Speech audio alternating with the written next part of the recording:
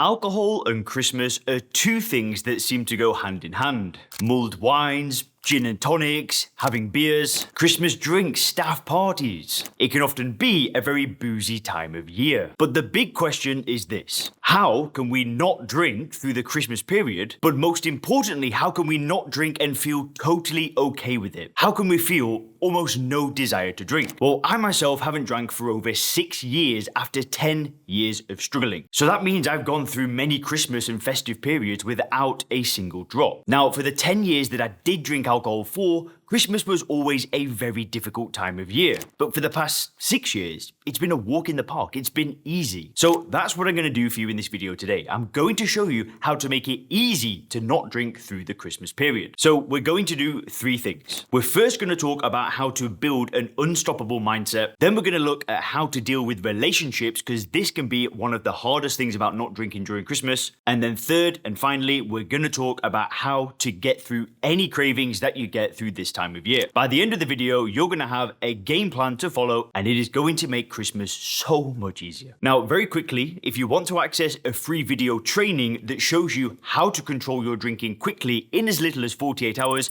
then definitely click the link in the description. There'll be a link in the description that talks about a free video training. Once you've clicked it, you'll go to another page, you'll put in your name and email address, and then a new in-depth video training will start that shows you how my new method works, called First Principles Thinking. Definitely check that out after you've watched this video. But for now, let's talk about tackling Christmas. Now, this video is going to be for 2 different types of people. For some people, Christmas is a very happy time. It's filled with family, it's filled with friends, maybe you're traveling home, maybe you've got children coming to see you. But for a lot of people, this is one of the happiest times of year. And this happiness can lead to drinking. And we'll talk about what to do if you love Christmas and you struggle with the positive side of things and drinking alcohol as part of it. But then on the other side of the spectrum is we have people who find Christmas a very difficult time of year. One of my family members, Christmas time, they have a really hard time because she's a widow and her husband isn't here, and if I call her on Christmas Day, she'll probably cry. For other people, they're stuck in a foreign country, they can't make it home, and for some people, it can trigger a lot of trauma, and that can also lead to drinking. So no matter where you are on this equation, or whatever you want to call it, there will be something for you in this video. So let's first talk about building this unstoppable mindset. So when it comes to alcohol and Christmas, everybody has got a different reference experience. For some people, they have the positive association with Christmas, they love it, it's family times, it's laughing, it's joking, and they will associate alcohol with this amazing time. Whereas other people, on the other side of the spectrum that we spoke about a second ago, they're going to see alcohol as a way to escape. And in the past, it might have been effective, it might have given some momentary relief. But the first thing we need to do is accept that we have a reference experience when it comes to alcohol. For me, if I'm entirely honest with you, I was somewhere in the middle. I would meet up with a lot of friends during Christmas time when I drank, and there'd be lots of beers and getting hammered. But without going into too much detail, sometimes during Christmas time I feel a bit sad, I feel a bit low. And when I drank, that would lead to me drinking.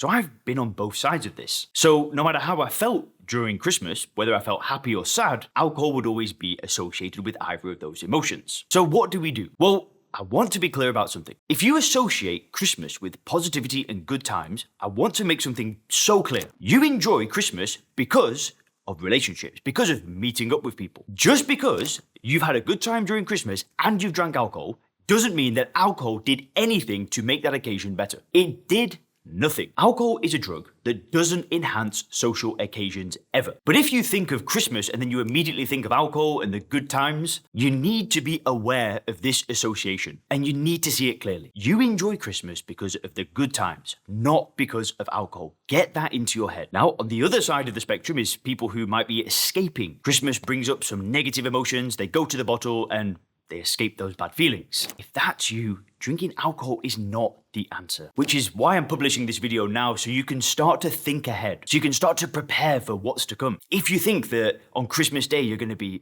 down and out, you're not going to be feeling yourself, then maybe now it's time to organize something. Maybe you need to just get away from your environment, go and book a hotel overnight. Maybe you need to arrange something social now. But feeling bad and then using alcohol to escape, it's never a good long-term solution. It can give you a moment of relief, but at what cost? The cost is insane. You know what the cost is? Living 10 years less.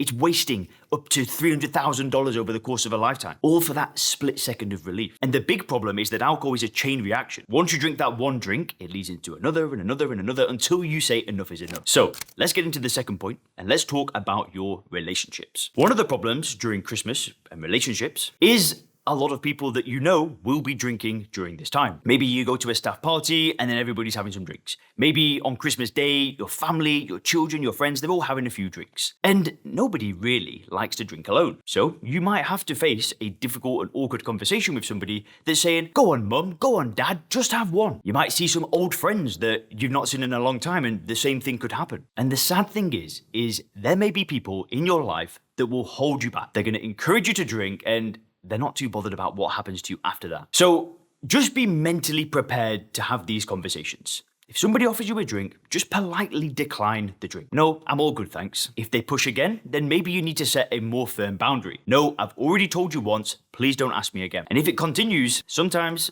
it sounds harsh, but you may need to take an inventory of your relationships and assess who's really helping you and who's holding you back. Which leads me to the third thing, and this is probably the most important thing of all, but we're going to talk about cravings. What do you do if on the day you get a big craving? Or Christmas Eve or Boxing Day, whatever it is. Well, cravings typically come from a feeling of missing out. It's FOMO. If you look at everybody around you drinking and you feel like they're doing something that's fun and enjoyable, and you've got this desire to drink and you're just using willpower to not drink, guess how you're going to feel? Bad.